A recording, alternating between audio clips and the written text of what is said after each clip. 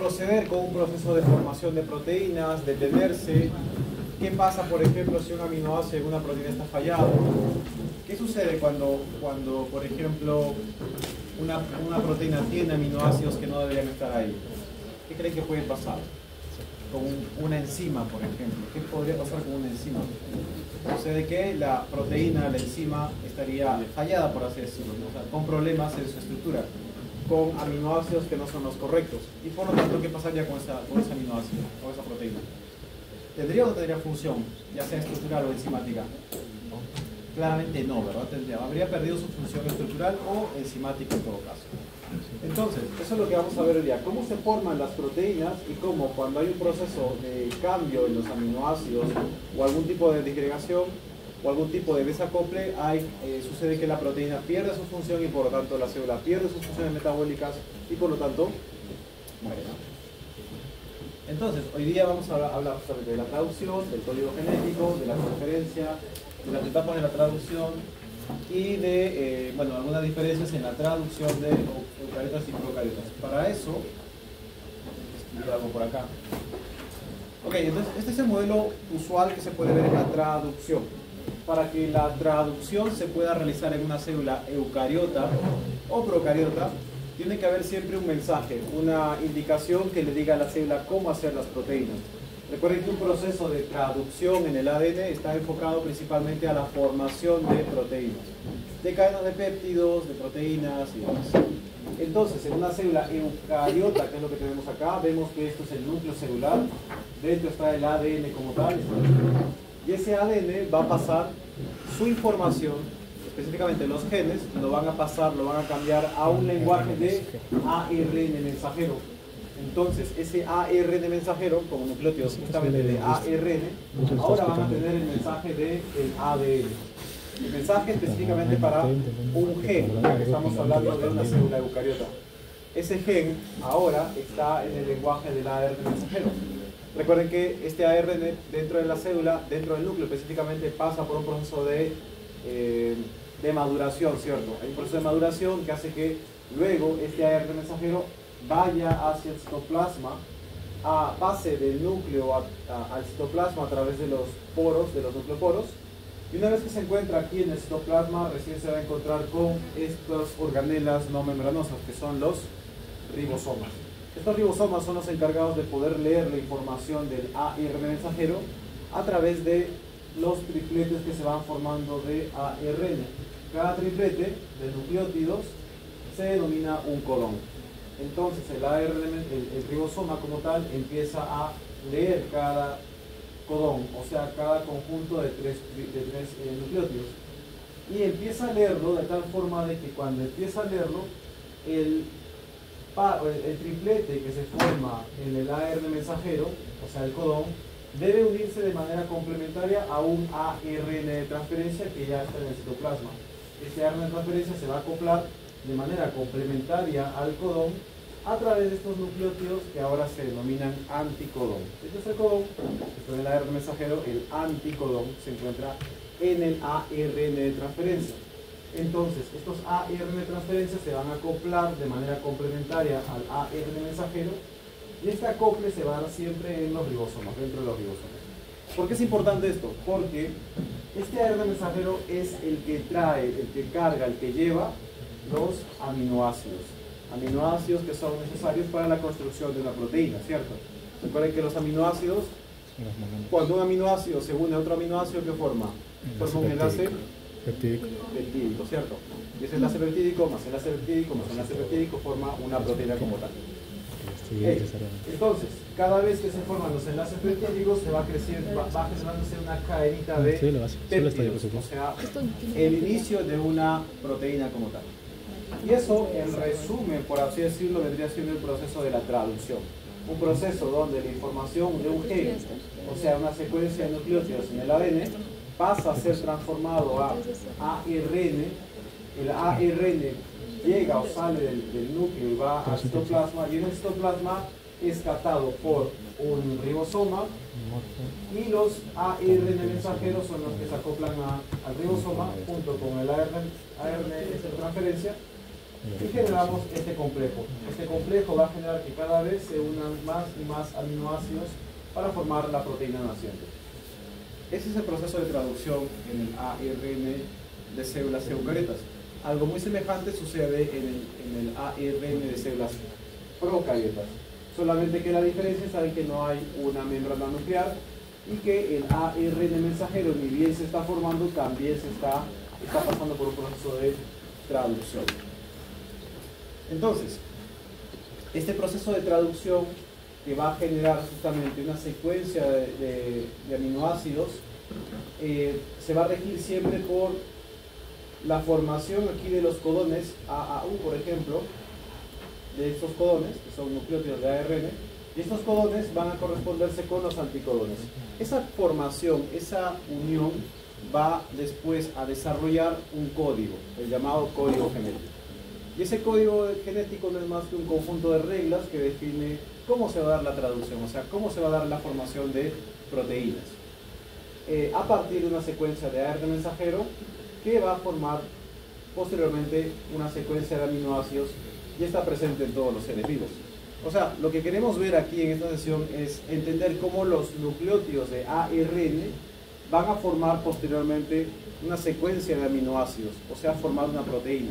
Van a pasar la información que se encuentra en los nucleótidos de ARN mensajero y los van a pasar a una secuencia de aminoácidos, o sea, van a empezar a construir proteína a partir de las indicaciones de los nucleótidos de ARN.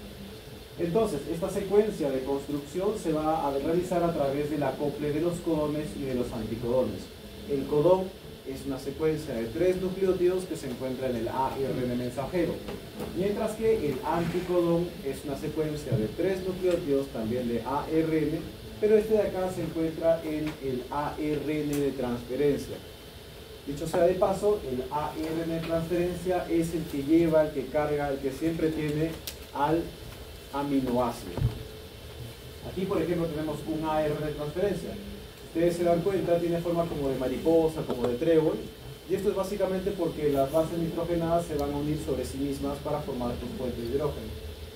Va a tener una forma como de trébol, y en uno de sus brazos, llamado el brazo del anticodón, vamos a encontrar justamente la secuencia de nucleótidos, llamado anticodón, que va, o sea, triplete, que va a unirse de manera casi específica al ARN mensajero llamado, este triplete que tiene justamente el nombre de codón. Entonces el codón que está en el ARN mensajero, que no es más que una secuencia de 3 nucleótidos, se va a unir al anticodón que se encuentra en el ARN de transferencia, que a su vez, esto de acá, todo largo, esta cadena, tiene a su vez en el extremo 3' un aminoácido.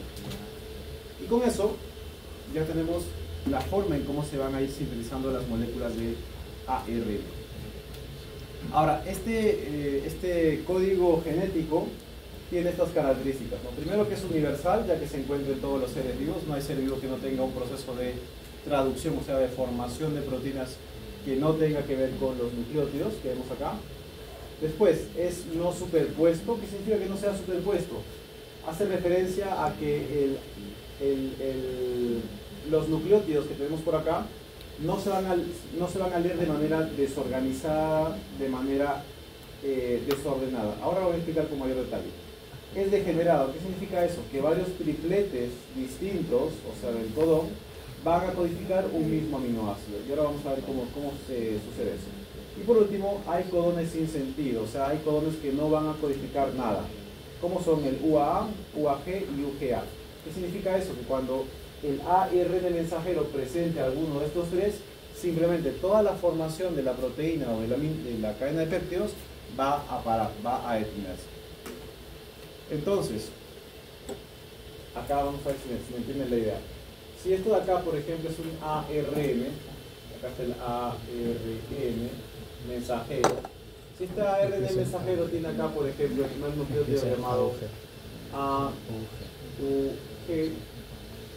Si esto de acá es adenina, uracilo, guanina, después por acá sigue ACC y acá otra vez sigue GA.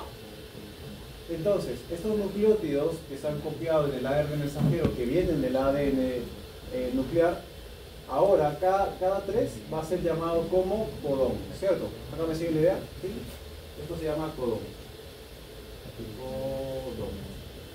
Cada codón, recuerden que está siempre en el ARN mensajero. Un anticodón no puede estar en el ARN mensajero porque así no se denomina. Estos codones ahora deben unirse al ARN de transferencia y lo van a hacer de manera complementaria. Si este es adenina, el otro, ¿cuál será? Timina. Guanina. Muy bien, uracilo, ¿no? Es uracilo.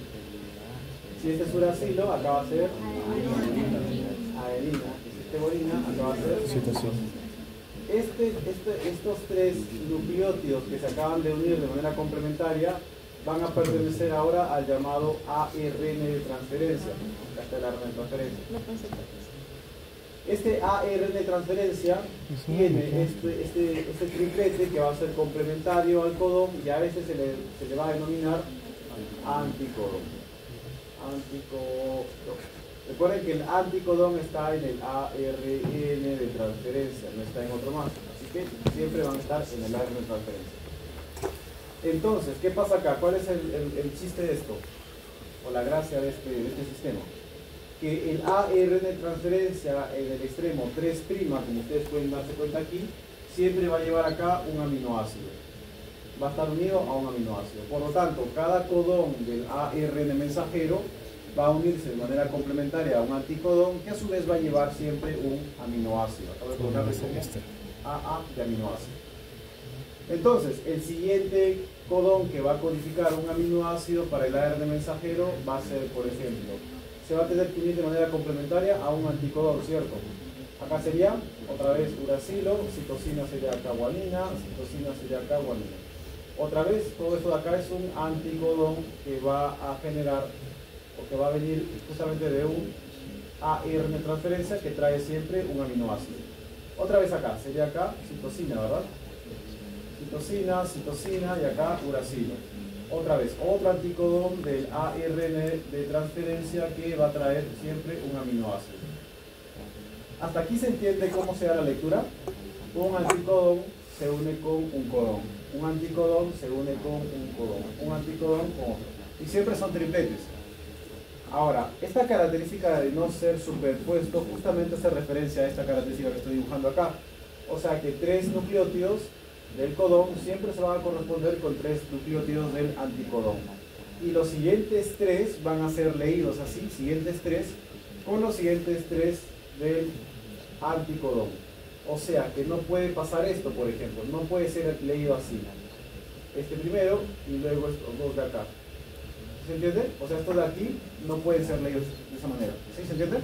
No puede leerse estos 3 primeros y luego dejar uno al aire, por así decirlo, y luego leer estos 3. Sino que siempre se deben empezar a leer desde el principio y siguiendo 3, 3, 3, sin superponerse, sin entorpecerse o sin sobresaltarse o saltarse algún tipo de nucleótido. ¿Hasta ahí vamos claros? Con la no sobreposición. Ya, eso es muy importante porque miren, acá tenemos el código genético. Entonces, cada codón que vemos acá, cada codón puede codificar un tipo de aminoácido distinto. Entonces, si vemos acá, la primera letra vendría siendo la primera letra que tenemos acá, del codón. La segunda letra sería la segunda letra del codón que tenemos acá. Y la tercera letra está aquí, la tercera letra del codón. Cada una de estas letras va a generar pequeñas regiones o pequeñas intersecciones que van a indicar dónde está la proteína o cuál va a ser la proteína que va a codificar. Por ejemplo, empecemos con AUG. A sería la primera letra que está por acá. ¿Cuál sería? Aquí, ¿verdad? Todas estas regiones de acá pueden ser, o aminoácidos que están acá, pueden ser codificados por la letra A. U, la segunda letra, U, aquí está arriba. Todas estas letras de acá pueden ser codificadas por A y U, todos estos aminoácidos. Y G vendría siendo la tercera letra que está por acá. Aquí está. Y vendría siendo ¿cuál? ¿Qué es esto? No sé qué es. Metionina, ¿no? Metionina. Metionina es el primer aminoácido que va a ser codificado por el codón AUG. Por lo tanto, ¿qué aminoácido debe traer este anticodón que está unido al árbol de transferencia? Sería acá metionina. Ahora, probemos con otro ejemplo. Siempre empieza con metionina. Exacto, siempre empiezan con metionina. Vamos con el siguiente. UGG. Primera letra U, segunda letra G, toda esta región. Y tercera letra G otra vez, esta de acá, que es triptófano. Entonces, esta secuencia de aquí del codón se va a unir a este anticodón, que a su vez va a traer, o viene con una R de transferencia que trae aquí al triptófano. Ya no pintes, ya, triptófano. Para el siguiente, GGA, el codón. ¿Cuál sería acá? Primera letra G, segunda letra G y tercera letra sería A. A, la glicina, exacto.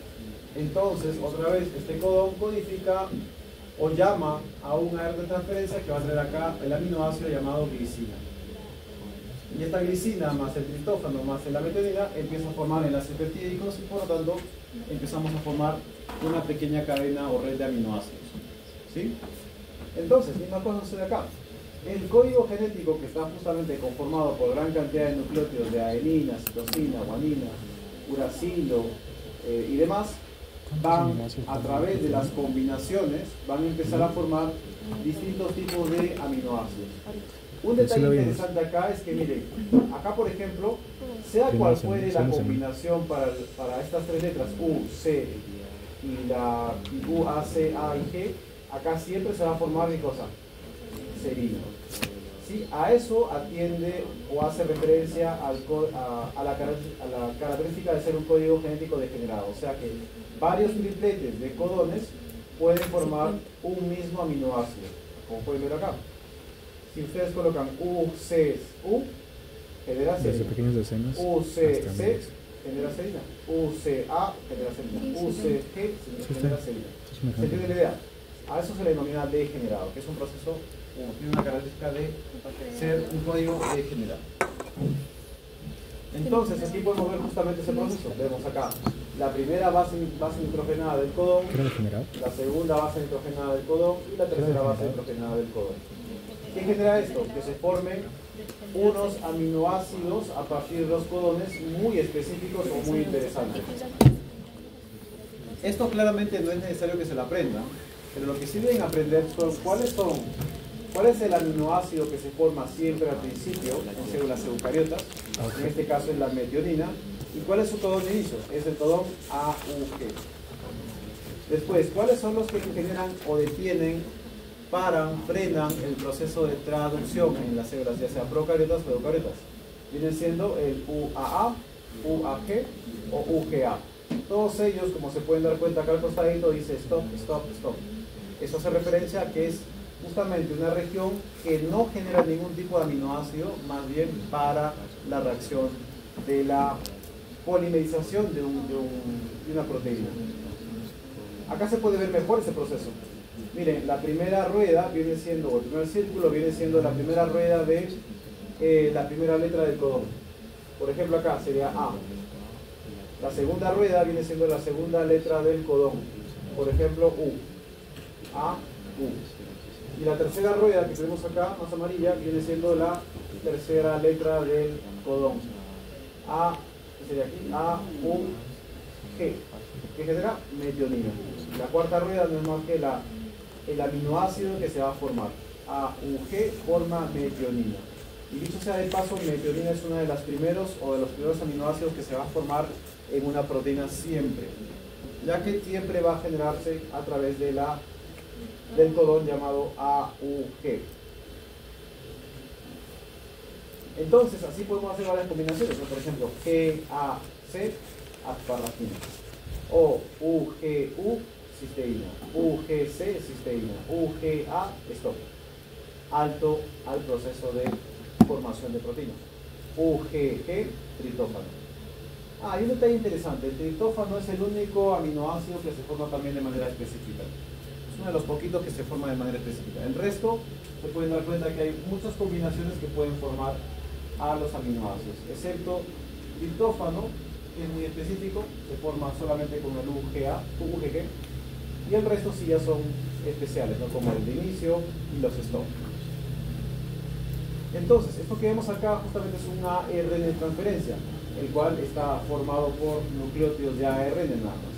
y van a ver que tiene como una especie de brazos, y estos brazos no son más que loops o dobleces que tiene el ARN mensajero, perdón, de transferencia, porque se unen las bases nitrogenadas entre sí, sobre sí. Lo que sí es importantísimo es el brazo que tiene el anticodón. Ese brazo tiene justamente los nucleótidos que van a ser necesarios para formar este acople y por lo tanto traer también un aminoácido. Este aminoácido se va a encontrar siempre en el extremo 3' del AR de transferencia. 3', aquí es a donde se acopla el aminoácido. Ahora, ¿por qué vemos esta característica de ser degenerado? La característica de ser un código genético degenerado hace referencia justamente a esta hipótesis llamada la hipótesis de bamboleo. ¿Qué significa? Que cuando el ARN mensajero, que tiene acá sus nucleótidos, se une de manera errada a un ARN de transferencia que lleva un aminoácido, no va a poder codificar no va a poder acoplarse como tal al ARN mensajero. Acá se ve el ejemplo de la lisina y acá de la célula. Pero ¿qué pasa? Que cuando el codón del ARN mensajero sea más o menos semejante, o al menos las dos primeras letras del codón sean complementarias al anticodón, lo que puede hacer el anticodón es que su último nucleótido va a cambiar de posición. O sea, se va a adaptar al último nucleótido del ARN mensajero. Por lo tanto, acá vemos cómo se puede cambiar de uracilo a citosina. O acá, por ejemplo, puede cambiar de uracilo a adenina dependiendo de las combinaciones. En algunos casos, algunas combinaciones simplemente no van a funcionar porque no van a generar ese acople de manera complementaria. Entonces, el código genético que dice acá, el código genético degenerado justamente hace referencia a este proceso en el cual el último nucleótido del anticodón va a generar que se acople de manera complementaria al último codón del ARN mensajero.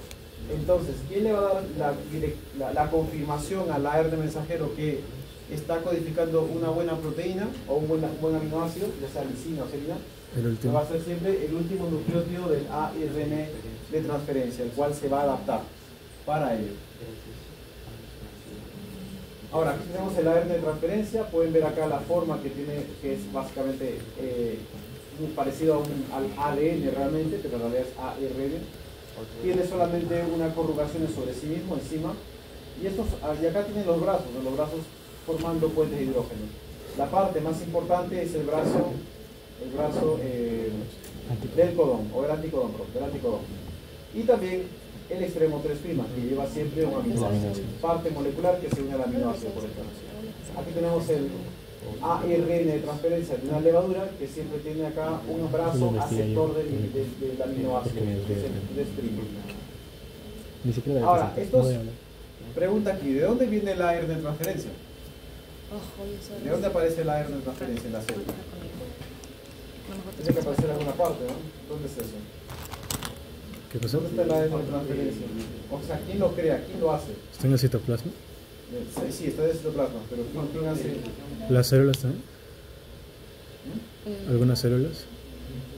Claro, pero si la célula dentro de sí está formando proteínas, ¿de dónde salen? ¿Quién hace los ARN de transferencia? ¿Núcleo? Es el núcleo, el nucleótido. Muy bien.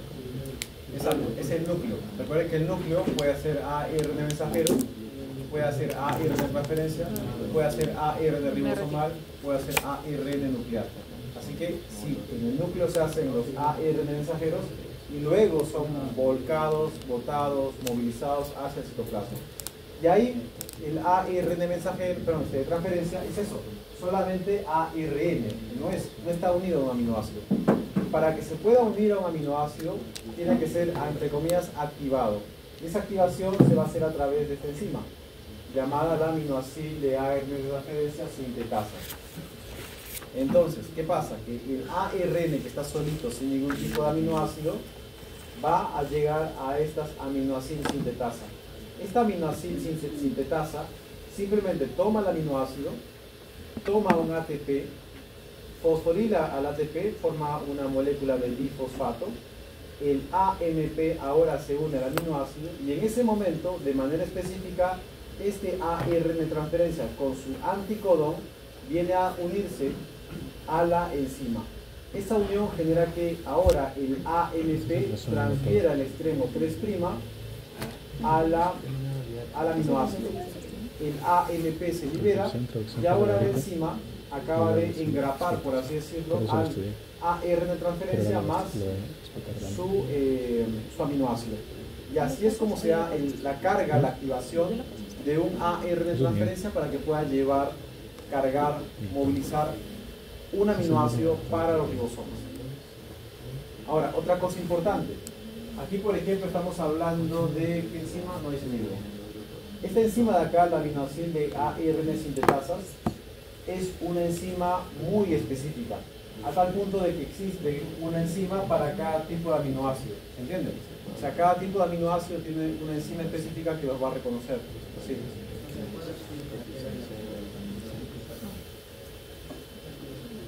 Sí, esta enzima que vemos acá, que se llama aminoácido de RNA sintetasa, lo que hace es la activación de los ARN transferencia. ¿Qué significa eso? Que el aminoácido va a ser unido al ARN transferencia, que al final es eso, es ARN nada más, no hay más. Entonces lo va a unir a través de esta enzima. Y la enzima va a actuar como si fuese una especie de engrapadora, ¿no? Va a tomar al aminoácido, va a tomar al ARN transferencia, ¡pum!, los va a unir, como acá. Los une usando energía y ya está, y luego los suelta. De esa manera el ARN transferencia ya puede llevar un aminoácido. Recuerden que esta enzima, la aminoácido de ARN sintetasa, siempre va a ser específica para cada tipo de aminoácido que se quiere empezar a sintetizar. ¿Hasta acá vamos bien? ¿Sí?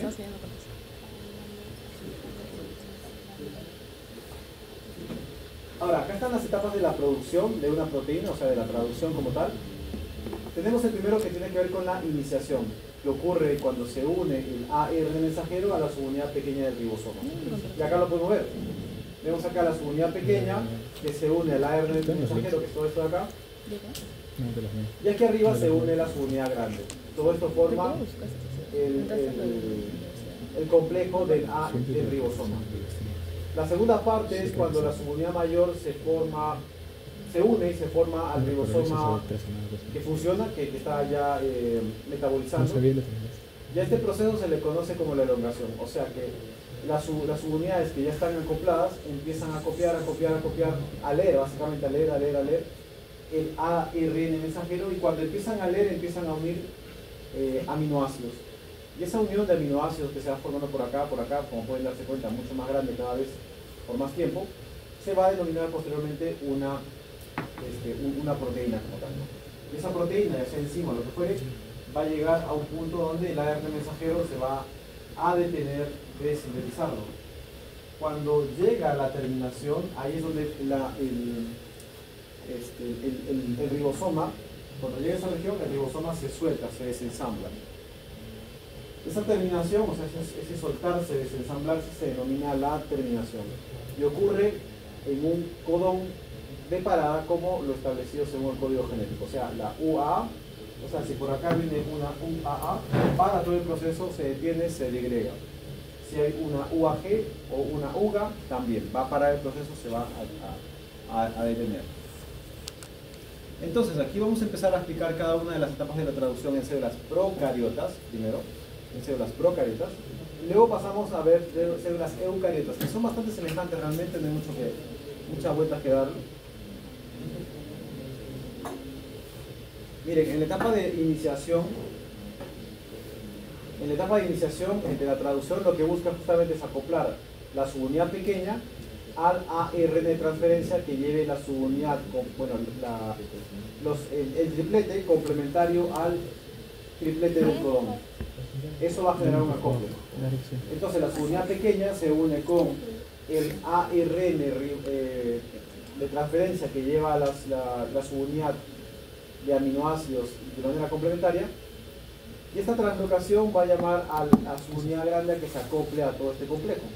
Ese acople de todo el complejo ahora permite movilizar otro aminoácido como la valina hacia la región vacía, que es la región A, y la región P simplemente sea liberada, sea botada. Acá se puede ver mucho mejor ese proceso. Miren, el factor de la subunidad pequeña del ribosoma está unida siempre al factor de iniciación 3 y 5. Esos factores de iniciación 3 y 5 lo que van a hacer es estabilizar la cadena de ADN, o sea, que no se mueva, que no se rompa, que no tenga función helicasa. ¿Qué más va a pasar? Va a pasar que se va a unir la proteína de inicio F2. Esta proteína de inicio F2 carga o lleva siempre GTP y va a ser la primera que va a empezar a colocar los ladrillos, por así decirlo, en la construcción de una proteína. Entonces, llega por ejemplo acá una proteína. Esta proteína se une de manera complementaria al AUG, como vemos acá. La proteína IF2, que básicamente es una proteína acompañadora de la enzima, se va a liberar, y en ese proceso de liberación lo que va a hacer es mover la mitocondria hacia la derecha y sobre todo colocar su material genético con su aminoácido. Entonces el espacio A queda vacío para que llegue otro ARN de transferencia y empiece el proceso nuevamente. Acá, por ejemplo, se puede ver eso. Vemos cómo la metionina se ha unido a la valina, se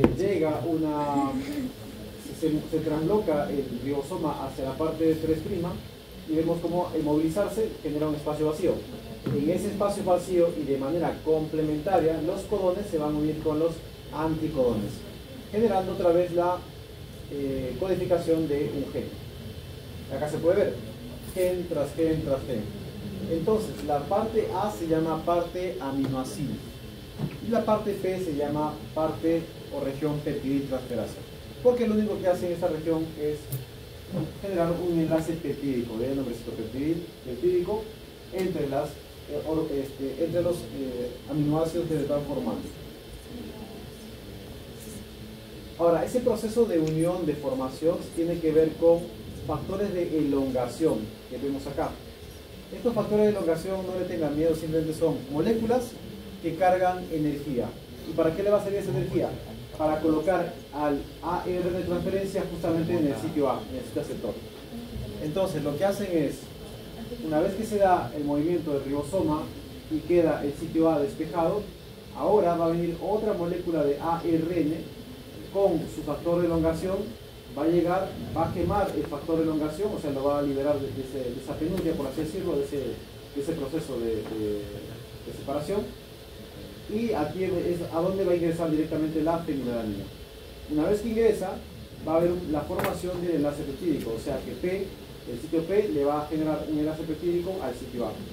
Lo que a su vez va a permitir que con la formación de este otro factor de traducción, EFG, GTP, se gaste un fósforo, como pueden ver aquí, se gasta un fósforo y eso hace avanzar al ribosoma como un todo para generar otra vez otro huequito por donde puede venir otra enzima, como está acá, serina por ejemplo, llega acá a la enzima, se digiere y pasa directamente a formar parte del desactivado de la traducción. Aquí por ejemplo vemos este detalle, miren, acá tenemos el ARN de transferencia del sitio 2 más el ARN de transferencia del sitio 1, o sea, bien puede ser esta región por ejemplo, y vemos como el enlace o el grupo amino se va a unir al grupo carboxilo, acá al grupo carboxilo, y estos grupos de ARN de transferencia van a estar en cola, por así decirlo, para esperar su turno de ser, de colocar justamente un enlace peptídico entre ellos. Ok, eso se da en la elongación hasta que llegamos a la parte de la terminación la terminación en procariotas. Miren aquí en procariotas. Ocurre en respuesta a un codón de terminación. O sea que cuando el AR de mensajero se lee, llegamos a un punto de terminación y ese punto de terminación pueden ser los codones A, UG, UAA o UGA. Entonces, aquí no se va a unir ningún tipo de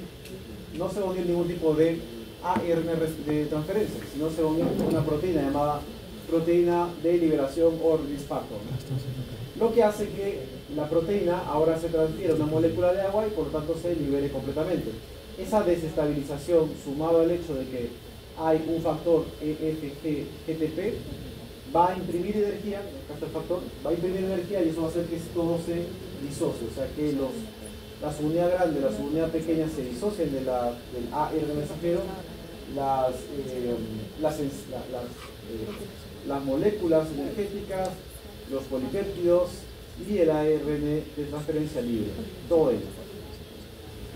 Una vez que se ha desensamblado el ribosoma, ahora puede unirse directamente a los factores 3 y 6 para que así se mantengan, 3 y 1, digo, para que así vuelva nuevamente a poder transferir más energía, pero más proteínas a otras células.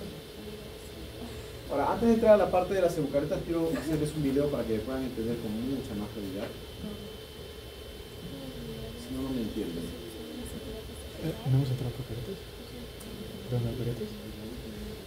No, tú solo por eso. Pero es igual, solamente la última parte de eso.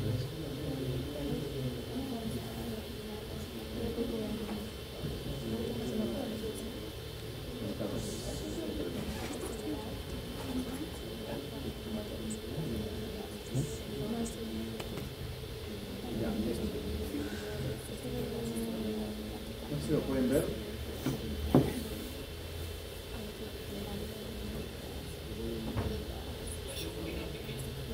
Creo que no lo podemos poner acá.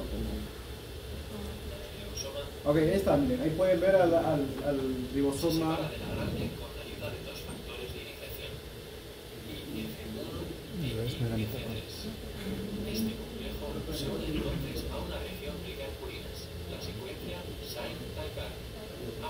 Esa región llamada Shine Dalgamo hace referencia básicamente a la región anterior donde se encuentra mucha cantidad de nucleótidos, pero no se encuentra la secuencia de nucleótidos de inicio. Okay. Simplemente es una región donde se acopla con los factores de elongación número 1, con los factores de iniciación 1 y 3.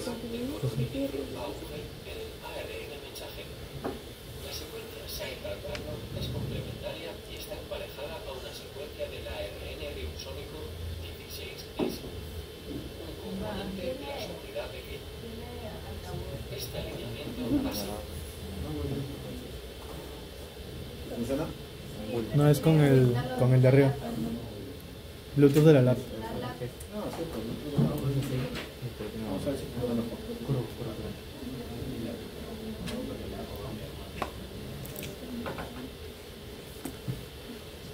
Debe ser esta de aquí, ¿verdad?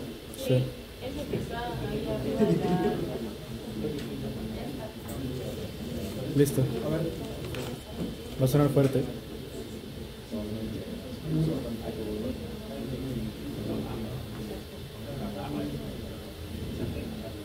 La secuencia Shine-Dalgarno es complementaria y está emparejada a una secuencia del ARN ribosómico 16S, un componente de la subunidad pequeña. Este alineamiento asegura que el codón de inicio se encuentra en la posición correcta dentro del ribosoma. Otro factor de iniciación, IF2, lleva el ARN transferente iniciador cargado con el aminoácido de inicio N-formilmetionina. La subunidad grande del ribosoma se une al complejo y los factores de iniciación se liberan. El ribosoma tiene 3 sitios. El sitio A sirve de entrada a nuevos ARN transferentes cargados con aminoácidos o aminoacil ARNT. El sitio P está ocupado por el peptidil ARNT, el ARN transferente que lleva la cadena polipeptídica creciente. El sitio E es la salida de los ARN transferentes después de haber dejado el aminoácido. El ARN transferente iniciador se coloca en el sitio P. Elongación. Un nuevo ARN transferente cargado entra en el sitio A del ribosoma. En el ribosoma, el anticodón del ARN transferente. Miren, ahí por ejemplo, ¿será que será la copla o no será la copla ahí? No, ¿Qué dicen? ¿Sí o no? en el P. ¿Por qué no será? ¿Por qué? Porque no está. ¿Por qué no se dará la copla ahí entre...? Porque uracilo no es con uracilo. Mira, no hay las bases las bases no son complementarias, ¿no? Llega, se empareja con el codón del ARN mensajero que se encuentra en el sitio A. Durante esta revisión, los ARN transferentes con anticodones incorrectos se rechazan y se reemplazan por otros nuevos que también se revisarán. Cuando el aminoácido ARNT correcto entra al sitio A, se crea un enlace peptídico entre los ahora adyacentes aminoácidos. Conforme se forma el enlace peptídico, el ARN transferente del sitio P libera los aminoácidos al ARN transferente del sitio A y se queda vacío. Ese proceso, ese movimiento que hace el ribosoma se denomina translocación. Entonces, esa translocación se trata de una enzima llamada trans. Al mismo tiempo, el ribosoma se mueve un triplete hacia adelante del ARN mensajero. Como consecuencia, el ARN transferente vacío se encuentra ahora en el sitio E y el peptidil ARNT en el sitio P. El sitio A se encuentra ahora libre y listo para aceptar un nuevo ARN transferente. El ciclo se repite para cada codón del ARN mensajero. O sea que se puede decir que cada vez que se da una formación de un enlace peptídico entre los aminoácidos, el ribosoma avanza un codón en la cadena de ARN mensajero, ¿cierto? ¿Sí? Dense cuenta de esos detallitos. Avanza un codón, si se dan cuenta. 3 más 3 más 3 más 3. Luego mates con eso. Y así va creciendo la cadena de aminoácidos, ¿no? De acuerdo a la lectura de cada codón. Y al final ahí está. Terminación. La terminación ocurre cuando en el sitio A se coloca alguno de los 3 codones de parada. No hay ningún ARN transferente que pueda unirse al sitio A, ya que ninguno puede emparejarse con esa secuencia. En su lugar, estos codones son reconocidos por una proteína, un factor de terminación. Al unirse este factor de terminación, se cataliza la escisión del enlace que une el polipéptido y el ARN transferente. El polipéptido se libera del ribosoma. El ribosoma se disocia en sus subunidades y está listo para un nuevo ciclo de traducción. Y así es como otra vez se da el proceso. Así que no, falta no es tan complicado realmente si lo pero son vemos. proteicos. Ya está. Ahora, en el caso de las células eucariotas sucede algo muy semejante también. Miren, aquí tenemos a los factores de iniciación 6 y 3. Estos de acá se van a encontrar en las unidades mayores 6 y en la subunidad menor 3, 40S. 40S, 60S, el número 6, el factor de inicio número 6 se encuentra en el 60S y el factor de inicio número 3 se encuentra en el 40S, o sea la menor. ¿Qué va a pasar? Esta subunidad menor se va a unir al factor de elongación F2, GTP, que va a facilitar la unión de la metionina, o sea, de la ARN transferencia que lleva la metionina, a la subunidad menor, que va a formar luego el acople en el sitio P. Entonces, vemos acá la subunidad menor, se une al factor F1A, se une al factor F2 GTP, más el ARN transferencia de la metionina, y generan este complejo de preiniciación. Este complejo de preiniciación que tiene solamente la subunidad menor, ahora se va a acoplar al complejo ELF4F, que no es más que un complejo proteico completo, acá se puede ver, aquí está, el cual va a buscar al capuchón de 7-metilguanosina. ¿Se acuerdan que las células eucariotas tenían un ARN que tenía un capuchón de 7-metilguanosina y una colita de poli A?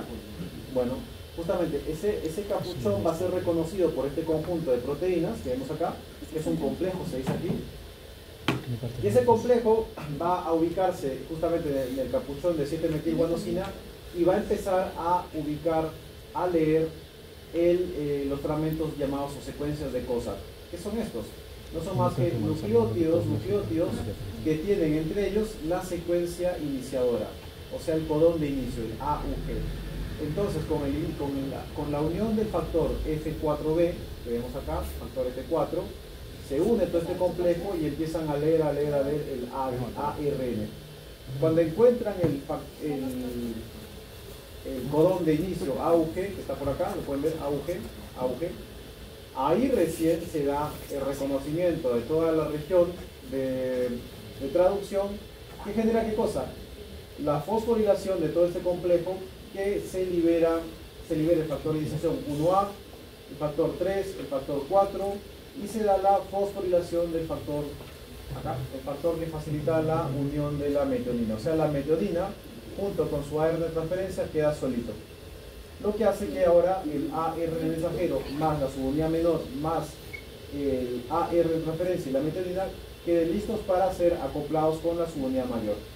Aquí es donde llega el factor F5 que va a hidrolizar su GTP, acá está, el factor F5, que va a hidrolizar su GTP, o sea, va a quemar un fósforo. ¿Para qué? Para unir, acoplar la subunidad mayor. Ese acople va a ser justamente que se forme otra vez el ribosoma, el complejo de ribosoma con la subunidad, perdón, con el codón AUG de inicio, que va a generar justamente la formación de la metionina. Ahora, dicho sea de paso, esta metionina siempre va a estar presente en los aminoácidos, ¿no? O sea, toda proteína que se forme siempre va a formar, en el caso de las células eucariotas, la metionina. ¿Sí? En el caso de las células procariotas va a formar la llamada formilmetionina. Es muy semejante, solamente hay una pequeña variación. En células procariotas se va a llamar formilmetionina, en células eucariotas se llama metionina, nada más. ¿Ok? Entonces está formado el complejo y ahora pasamos a la etapa de la elongación. Está abierto la región acetil, aminoacil, o sea, la región que va a aceptar los AR de transferencia. Y acá vemos cómo en la región A empieza a ser llenada por esto que está aquí abajo, es un AR de transferencia. El número 2, 3 y 4 son los aminoácidos y estos van a llegar junto con esta molécula que vemos acá, que es el EF1 alfa, GTP. Esto de acá no es más que un factor de elongación, o sea, es una molécula energética que va a viajar hacia la región aminoácido y va a dejar al AR de transferencia para luego liberarse, como pueden darse cuenta acá. Ese movimiento hace que pase de GTP a GDP. Por lo tanto, tenemos ahora acá un AR de transferencia con su aminoácido. Entonces, acá en el sitio P se va a dar la formación de enlace peptídico. Acá se puede ver el enlace peptídico ya formado. Y se pasan los aminoácidos hacia la región del sitio A, de aminoácidos. Ahora, a través de esta enzima llamada ribosa, ¿dónde está la enzima? A través de la hidrólisis del factor EF2-GTP, a través de esta hidrólisis se da la translocación del ribosoma, o sea que el ribosoma avanza un codón. Al avanzar un codón va a dejar la región A vacía y la región donde estaba justamente el AR de transferencia en P va a quedar ahora movilizado, desplazado hacia la región E. Otra vez queda vacío la región A, lo que hace que volvamos a esta figura. Por lo tanto, se puede unir otra vez otro AR de transferencia y así generar este proceso de ciclado, de aumento de aminoácidos uno tras otro, tras otro, tras otro. Entonces, una vez que tenemos la cadena de aminoácidos ya completamente formada, ahora va a ocurrir el proceso de terminación. Cuando el AR de mensajero llega a un codón de término, a un codón de stop, de alto, ahí recién se va a unir al factor de liberación ERF1. Acá vemos como este factor viene acompañado con este otro factor que tiene una molécula de GTP. Aquí se unen y esta unión hace que este último codón, que es de término, de finalización, se fosforile junto con este GTP. Esa fosforilación hace que todo el complejo se libere, como podemos ver acá. Se libera el aminoácido, se libera el AR de transferencia y se libera también las subunidades. Claramente estas subunidades mayor y menor, o sea 60S y 40S, van a unirse posteriormente a los factores de iniciación F3 y F6, ¿no? Acá, F3 y F6. Y estos otra vez van a estar listos para empezar con la iniciación de las células eucariotas. Y así el proceso se repite una y otra y otra y otra vez. Ello. Ok, hasta aquí más o menos que hemos terminado. ¿Alguna pregunta que tengan que ver antes de ver este detalle interesante que les traje? ¿Preguntas? ¿Ninguna pregunta? Ok, esto es la parte interesante que les traje porque esto no está en las diapositivas que están en sus canvas. ¿Por qué es importante? Porque miren, aquí todos convenimos de que esto es un ribosoma, ¿cierto? El esquema de un ribosoma. Este ribosoma tiene dos subunidades, uno mayor y uno menor, ¿cierto? Estas dos subunidades son de bacterias. Entonces, cuando las bacterias quieren hacer proteínas, tienen que unir las dos unidades para formar el ribosoma. Y estos ribosomas luego van a generar la formación del péptido o de la cadena o secuencia de aminoácidos, ¿cierto? Luego, cuando terminan de hacer los aminoácidos, se sueltan y vuelven nuevamente a estar separadas las subunidades. Hasta aquí sí me siguen, ¿verdad? ¿Se entiende? Genial.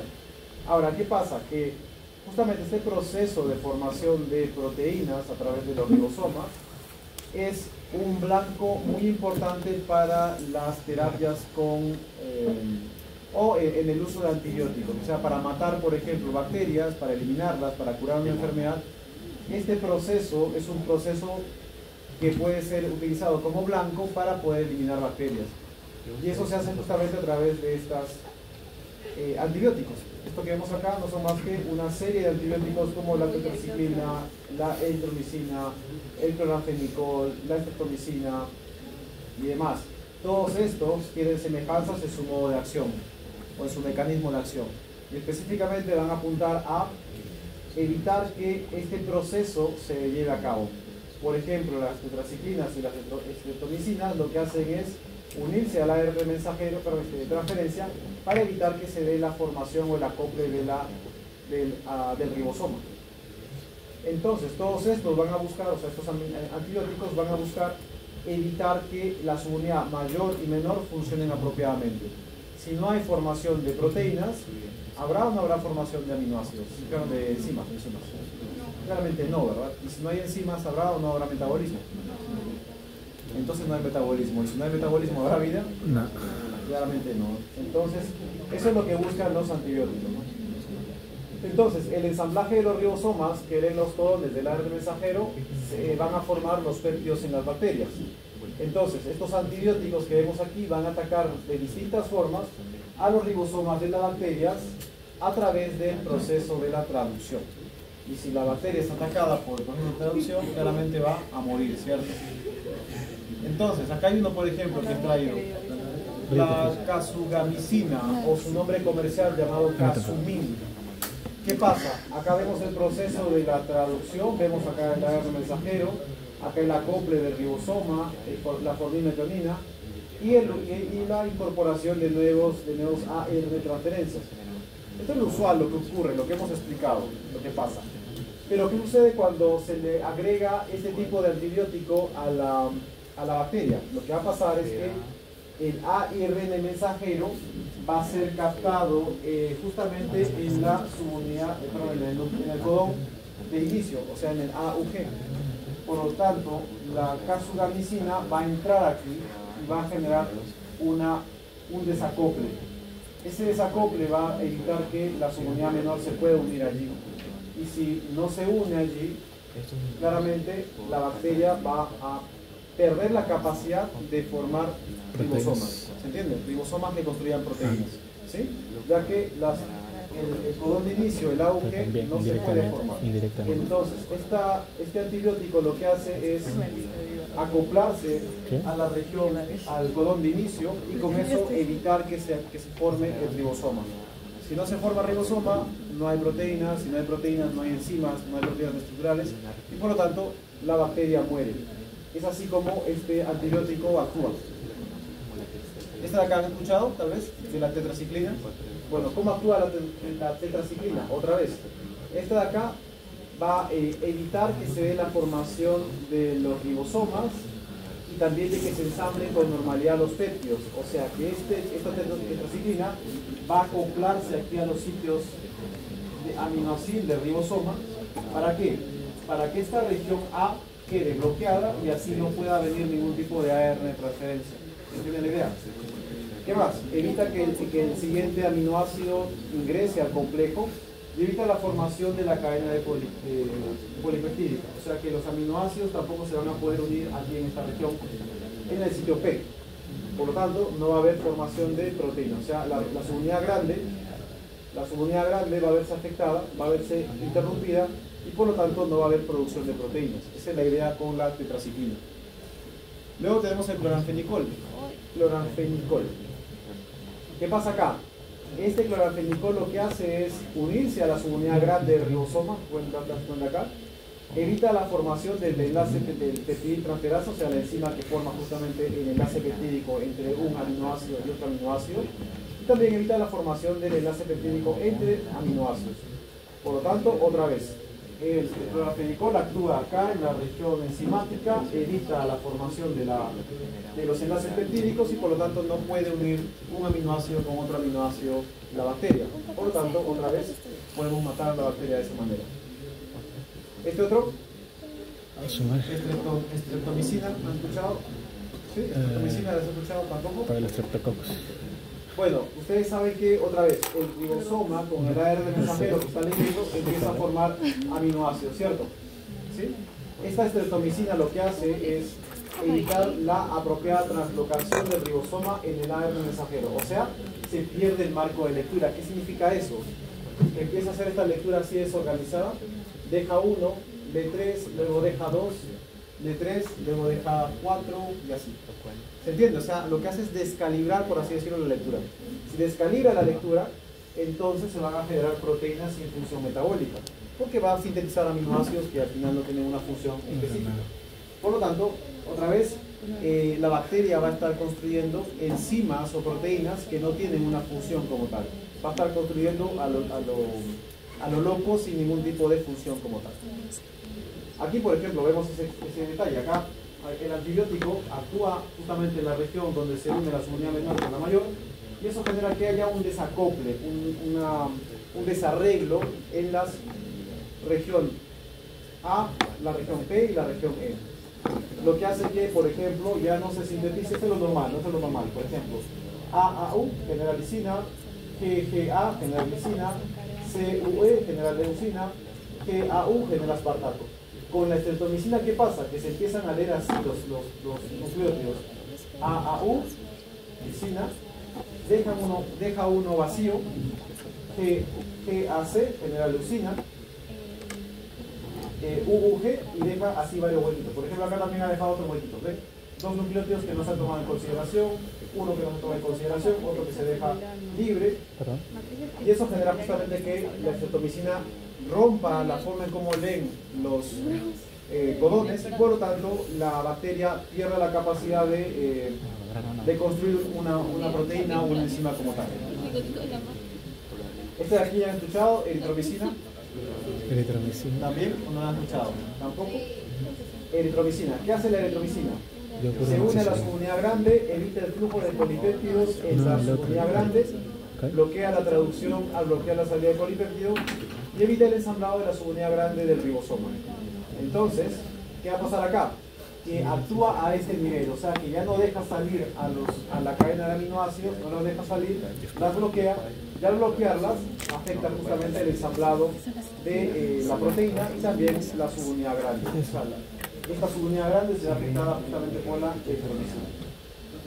Y bueno, acá hay una lista larga de antibióticos y del modo de acción o mecanismo de acción que cada una realiza sobre las bacterias y sobre los ribosomas y cómo justamente tiene su acción farmacológica como tal. Así que sería bueno que lo revisen, acá está el artículo que les he dejado, sería bueno que lo revisen porque al final ustedes van a disfrutar de estas bondades en farmacología, ¿no? Ahí van a comentar mucho sobre esto. Igual les voy comentando qué es lo que van a ver tal vez en el futuro. Y bueno, terminamos acá. El ADN molde puede ser de esa forma, que va a formar estos codones, ¿cierto?